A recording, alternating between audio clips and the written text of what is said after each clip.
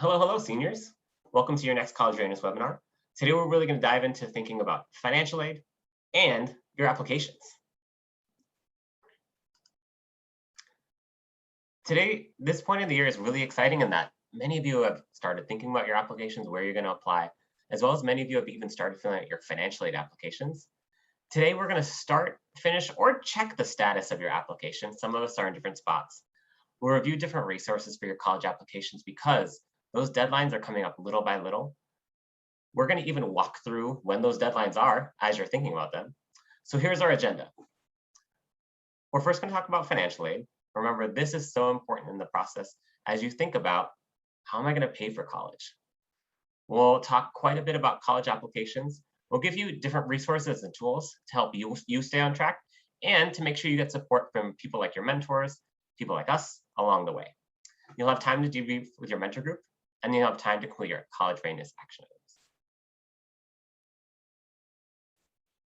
So first, let's dive in. Financial aid. Shout out to all of you who've already completed the FAFSA, the DREAM Act, or the WASFA. We had our Cash for College nights earlier this month. So many of you turned out. It was a great time. You had great questions. There may be some of you still saying, I haven't filled it out. Why do I need to do that? Let's be really clear. FAFSA, WASFA, and DREAM Act can get you access to free money to pay for college.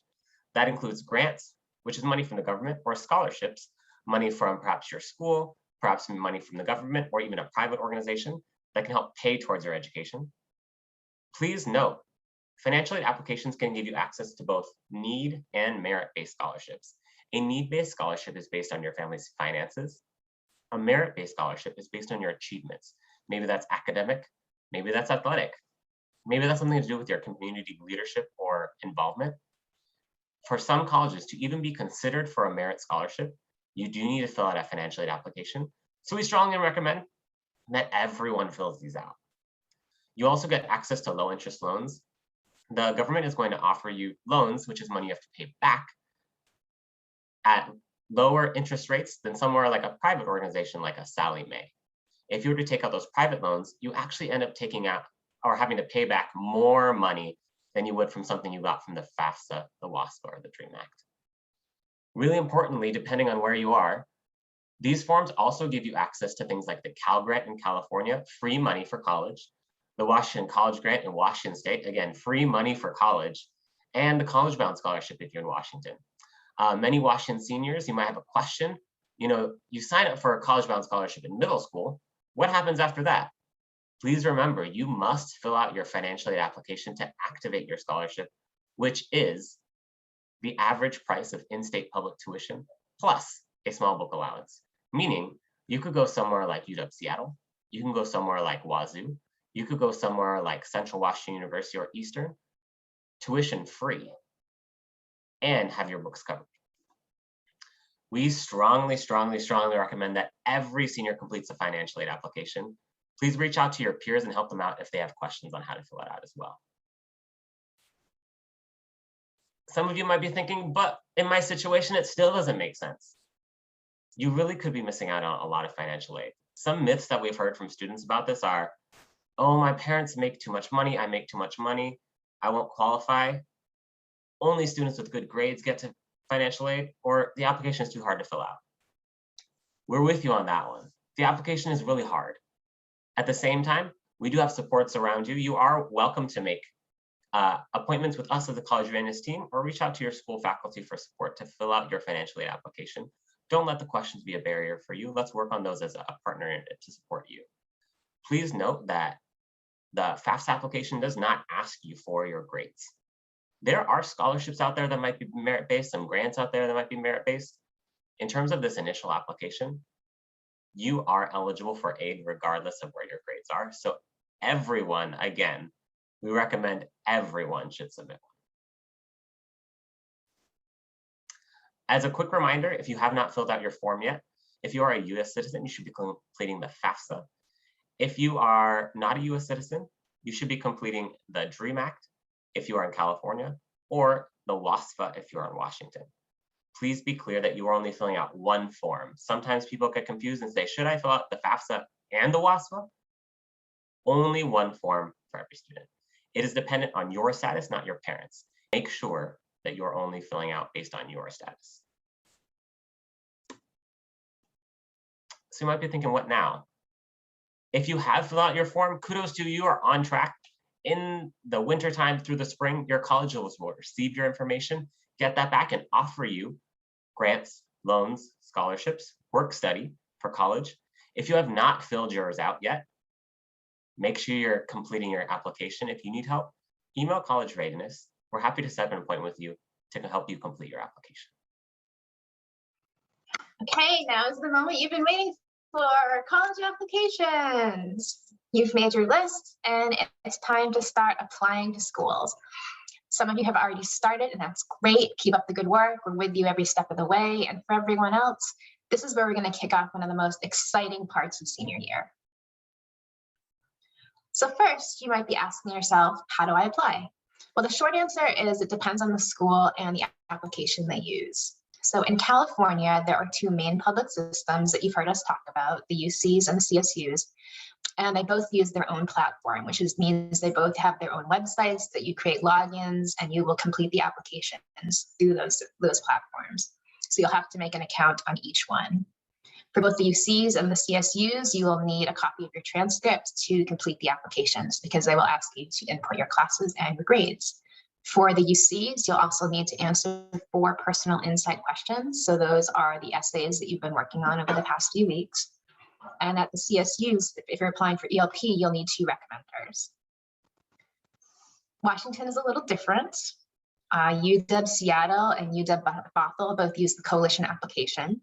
UW Tacoma, Washington State, Western Washington, Central Washington, and Eastern Washington each use their own platforms. So you'll be creating accounts and logging in through those portals to do your applications. And Evergreen has its own platform, or you can use the Common App, and there is no advantage to using either method at Evergreen. Private schools usually use the Common App, and we'll be talking later in this webinar about how to link the Common App with your Overgrad account. So I'd just like to remind you here, as you will hear often, that you need to keep Overgrad updated with your application status and method. It will ask you how you plan to apply. It'll say, do you want to use the Common App, Coalition App, paper, school website? If you can use the Common App, choose that one, is because that's the way we use Overgrad to send your documents on your behalf. So when our applications due, we'll go over the main deadlines here now, but it is ultimately your responsibility to keep track of all your deadlines and making sure you hit them. You do not want to wait to the last day to submit your applications. Things always go wrong, and colleges are not forgiving being late. So make sure you have your planners ready to go and you get these deadlines written down so you can find them again. First, the UC and the CSU applications are due November 30th. UW Seattle is just around the corner on November 15th, so you want to make sure that you're working on that application if you're planning on applying there. UW Bothell and Tacoma are due January 15th. Western Washington and Washington State are due January 31st. Eastern Washington and Evergreen are due February 2nd. And Central Washington is due March 1st. Private schools vary, but usually the regular admissions deadline is January 1st.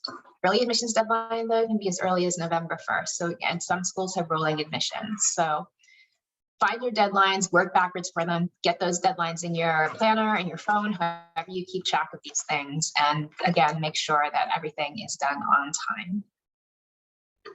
Some pro tips. First is that you're going to write your mentor as your counselor in your applications, whether the application asks for high school counselor, guidance counselor, college counselor, any of those terms that are in the ballpark. The counselor is your mentor. Our second tip is to use the College Readiness website. Now, please pause the video here and navigate to the College Readiness website at college.summitps.org and bookmark it.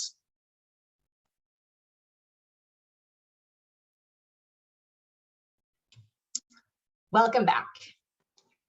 We hope that you spend some time on the College Readiness website, looking to familiarizing yourself with the many resources that we've curated for you to help you navigate the college application process. Under the application process tab, you'll actually find a ton of resources and information that will walk you through the entire process from start to finish. This includes information on fee waivers, specific application guides for the UCs, the CSUs, Common App and Coalition App, checklists of what you should make sure that you have before you hit submit, and Overgrad how-tos. So spend some time on that college process, the application tab, and again, familiarize yourself with materials. You'll get many of your questions answered there. Our expectation is that you're using every Wednesday Mentor SDL block moving forward to work on your applications. This is the time for you to delve into the work where you can be supported by faculty members along the way. Another support is College Application Night, which is coming up on November 2nd, 3rd, and 4th, depending on your school. This is a really exciting event every year where you can come to school and get help with your applications. This includes feedback on your essays, getting questions answered, getting insider tips on how to prepare a strong application. There will be faculty, community partners, and our college reps on site to help you. And they can look at your essays, they can give you feedback, all of those great things that will help you get your applications done. We expect all seniors to attend and to submit at least one application by the end of the night. To prepare, you'll need your Chromebook, your charger, your credit card or fee waivers, college list, and essays in progress. So ultimately, we're really kicking off your application process, and we're so excited for you to work even more deeply on your personal statements, on crafting your application as you send it in. A tool that will support you along the way and make sure that we can have your back is to make sure Overgrad is updated. Overgrad does have a really cool feature that allows you to link your Common App application and allows us to send important documents on your behalf, including transcripts, letters of recommendation, mid-year reports. All of these forms your schools will need. So it's going to be your job to make sure your Overgrad is updated with where you're applying and when you've applied in order to make sure we can send these for you. Please note, there will be actions for you to complete that we'll go over in a second in Overgrad. If these actions are left undone, we will not be able to send these documents for you, and your applications may not be processed by your university. Like we said earlier, this application process is really your responsibility. That's our core characteristic we're leaning into. Let's take on that ownership and make sure we keep Overgrad up to date. So in order to update your application status, you'll go into your Overgrad profile, you'll click Applications, View Applications, click on each school you're applying to, and you'll change the status from Will Apply, where it says now because it's on your college list, to Applied after you have applied, and you'll click Save. Making sure those are updated are going to allow us to help you and make sure we're sending all those documents based on when you've applied. Now, for the Overgrad linking process. There are a couple steps to activate this. Let's check out this video, and then as you move forward in mentor time today, make sure you're linking everything you need to on Overgrad. You can link your Common App account to your Overgrad account in just a few simple steps. There are 2 places in Overgrad where you can link your account. One is from the banner on your applications page, and the second is within a Common App application on Overgrad. Click the Link Account button from either location within Overgrad. If you have already created a Common App account, you can enter your Common Account username and password, click Sign In. You'll need to give Overgrad permission to receive data from Common App, and then click Connect. You'll receive a message that you're going to be redirected back to Overgrad, and then you should get a success message that says your Common App account is now linked to your Overgrad account. If you do not yet have a Common App account created, after you click Link Account, you can click on this link that says Create an Account. Complete all of the fields on this form.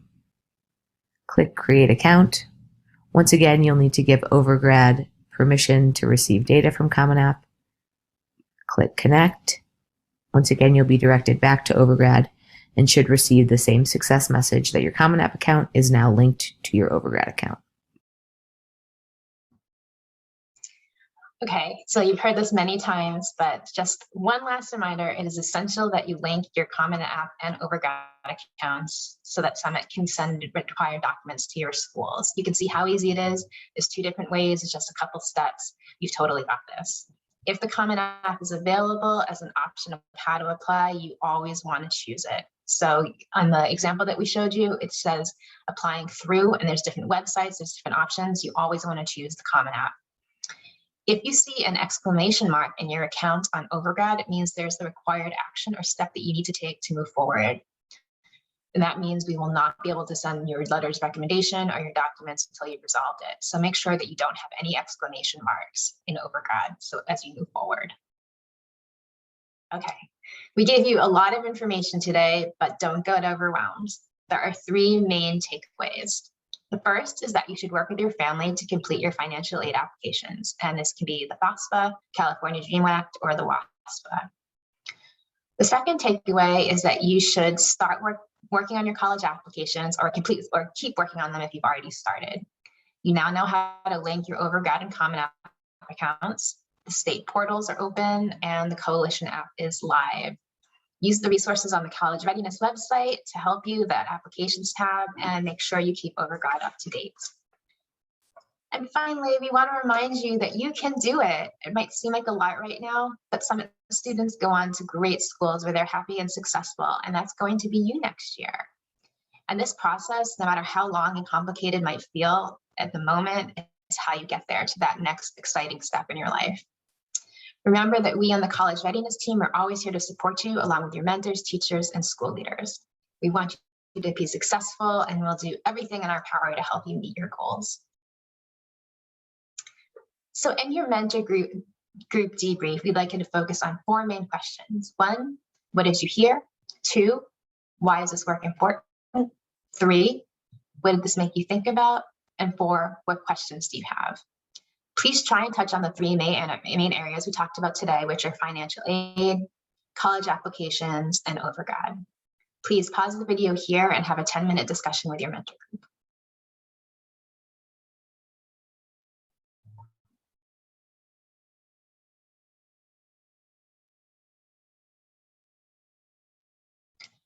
Welcome back.